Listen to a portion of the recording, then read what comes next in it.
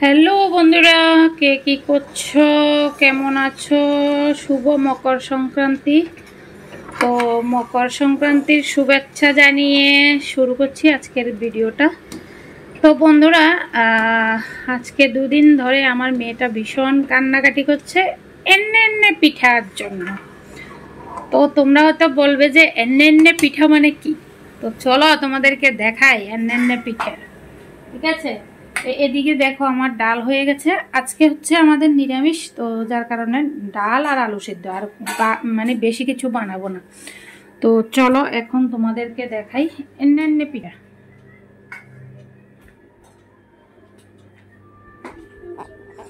এই যে দেখো এন্নে পিঠা বানাচ্ছে। এই দেখো আমার মেয়ের কাণ্ড দেখো।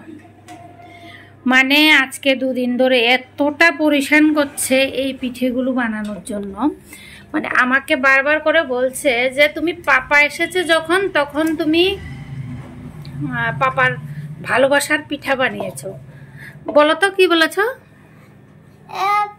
পাপা সবসময় তুমি তো পাপার ভালোবাসার পিঠা বানিয়েছো। ঠাম্মা এসেছে তো ঠাম্মার ভালোবাসার পিঠা বানিয়েছো। দাদা বলেছে তো দাদার ভালোবাসার পিঠা বানিয়েছো। এখন আমার কেন বানাওনি? হ্যাঁ, এখন আমার কেন বানাওনি? তো দেখো মেয়ের কমপ্লেন হচ্ছে এটা। মেয়ের মানে বাবাকেও ফোন করে বলছে, দেখো বাবা তুমি যখন এসেছো তোমার ভালোবাসার পিঠা বানিয়েছে মা। আর আমি দাদা যখন বলেছে দাদার ভালোবাসার পিঠাও বানিয়েছে মা।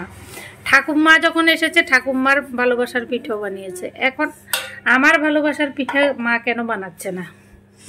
তো বন্ধুরা দেখো, তোমরা এই পিঠেগুলো বানাতে কিন্তু সময় লাগে, সময়ের ব্যাপার তো বুঝতেই পারছো। তো যার কারণে আমি বানাবো করে আর সময়ে পাচ্ছি না, বানাতেও মানে পাচ্ছি না, যার কারণে সময়ের কারণে।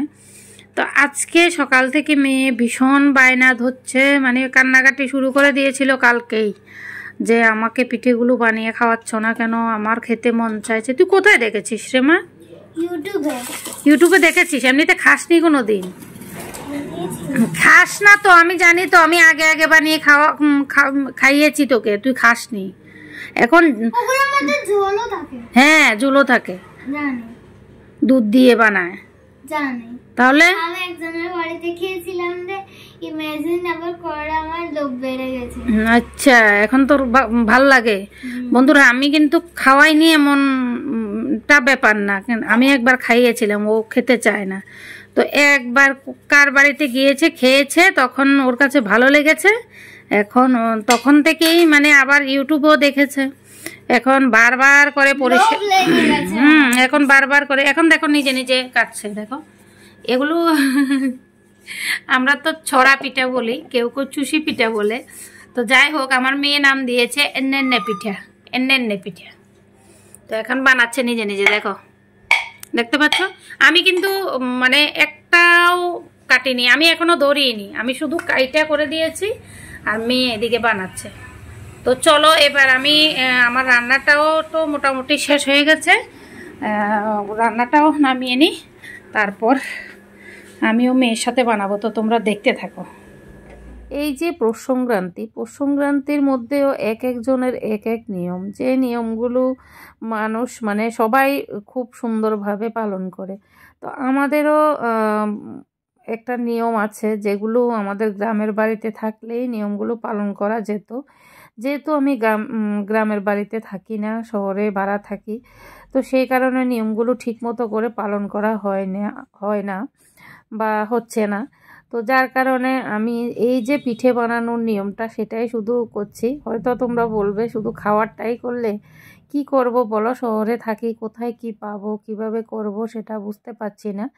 আর এমনিতেও ভেবেছিলাম মানে মানে করবই না, কিন্তু মনটা মানছে না, কি করব বলো। বর মশাই থাকলে কিন্তু এই যে পূজা বলো, যে কোনো কিছু বলো, মানে করতে ভীষণ ভালো লাগে। বর মশাই যেহেতু নেই, আর ছেলে মেয়েও ঠিক মতন কোনো কিছু খেতে চায় না। এই যে দেখো মেয়েটা এই পিঠেগুলো মানে বানিয়ে দেওয়ার জন্য পাগল হয়ে গেছে। তো মেয়েটা এই পিঠেগুলো মানে খাবে, ছেলে খাবে না। তো মানে এক একজনের এক এক রকমের বায়না, তো এই বায়না দেখে আমি ভেবেছিলাম বানাবোই না, কিন্তু মনটা মানছিল না, যেহেতু সংক্রান্তি বলে কথা, বুঝতেই পারছো। আর বন্ধুরা, এই যে দেখো আমার মেয়েটা বলল যে ইউটিউব থেকে শিখেছে। সত্যি বন্ধুরা, ইউটিউব থাকাতে আমাদের কিন্তু অনেকটা সুবিধা হয়েছে। মানে ইউটিউব থেকে আমরা যখনই যেটা পারি না সেটা দেখলে কিন্তু আমরা ফটাফট শিখতে পারি। তো এই যে আমার মেয়েটা দেখো কখন যে ইউটিউবে দেখে, মোবাইল নিয়ে গিয়ে ইউটিউবে দেখে এই জিনিসটা শিখলো, মানে আমি নিজেও মানে বুঝতে পারিনি। তো যাই হোক, একটা ভালো কিছুই শিখেছে, খাওয়ার জিনিস হোক আর যাই হোক, মানে একটা ভালো জিনিস শিখেছে, সেটাই আমার কাছে শুনে ভালো লাগলো। আর এই যে দেখতে পাচ্ছ আমার মেয়ে মানে আমার সাথে সব সময় মানে এই সব কাজ করার সময় এগিয়ে আসে, করে দেয়, সেটাই আমার কাছে ভালো লাগে। মেয়ে মানুষ হোক বা ছেলে মানুষ হোক, একদম শেষে আমার ছেলেও একটা দুটো বানিয়ে দিয়েছে, সেটা তোমাদেরকে দেখাবো। তো এই যে দেখো আমি আর আমার মেয়ে মিলে এগুলো বানিয়েছি, কেমন হয়েছে তোমরা অবশ্যই কমেন্টে জানিও। আর এখন মোটামুটি শেষ, আর একটুখানি আছে, এটা বানাবো না, এটা দিয়ে রুটি বানিয়ে নেব, তারপর বা রেখে দেব। এই যে দেখো আমার ছেলে বানিয়েছে এগুলো। তো আমার ছেলেও আসে আমার সাথে বানানোর জন্য। তো আমি ছেলে মেয়েকে নিয়েই ঘরের কোনো খাবার দাবার বানালে ওদেরকে নিয়েই বসে বসে বানাই, কারণ ওরাও উৎসাহ দেয়, আমারও মানে ভীষণ ভালো লাগে ওদেরকে নিয়ে বানালে। তো যাই হোক, ফাইনালি আমি বানিয়ে নিলাম চুষি পিঠা। কিন্তু দেখো আমি একদম ঝোলঝোল করে নামিয়েছিলাম, কিন্তু দেখো কেমন হয়ে গেছে। তো যাই হোক, প্রথমে নামিয়ে আমার মেয়েকে দিয়ে দিয়েছি, যেহেতু আমার মেয়ে আজকে অনেক দিন ধরে বারবার করে বলছিল। তো এখন দেখো আর বানিয়েছি হচ্ছে মালপোয়া। তো মালপোয়া অনেকগুলো বানিয়েছিলাম, আর বাকি আছে এগুলো। তো আমার দেবরের ছেলে দুটো আর যা এসেছে ওদেরকে দিয়ে দিলাম খেতে। প্লেটে নিয়ে ওদেরকে খেতে দেব ভেবেছিলাম, না ওরা প্লেটে খাবে না, ওরা হাতে হাতেই খেয়ে নিচ্ছে। তো ছোট্ট করে মানে আয়োজন, বেশি কিছু বানাইনি, ওরাও খেতে চায় না আমার যা, সেজন্য ঘরেও বানাইনি। তো যাই হোক, আমাদের ঘরে এসেছে, আসার পর ওরা যে মানে খাচ্ছে সেটাই আমার জন্য অনেক। কিন্তু ওরা চুষি পিঠা খাবে না, তো চুষি পিঠা শুধু আমার যা, আমি আর আমার মেয়ে খেয়েছি, আর কেউ খায়নি। ভাবতে পারছো এতটা কষ্ট করে বানালাম। এদিকে আমার যা আমার ছেলের জন্য নিয়ে এসেছে পিস্তা, তো পিস্তাটাও একটুখানি দেখিয়ে দিলাম। তো এই হচ্ছে আমাদের ছোট্ট আয়োজন। আর বেশি কিছু বলবো না, ভিডিওটা এখানেই শেষ করব। যদি তোমাদের কাছে ভিডিওটা ভালো লাগে, লাইক কমেন্ট শেয়ার করে পাশে থেকো, সাথে থেকো। টাটা।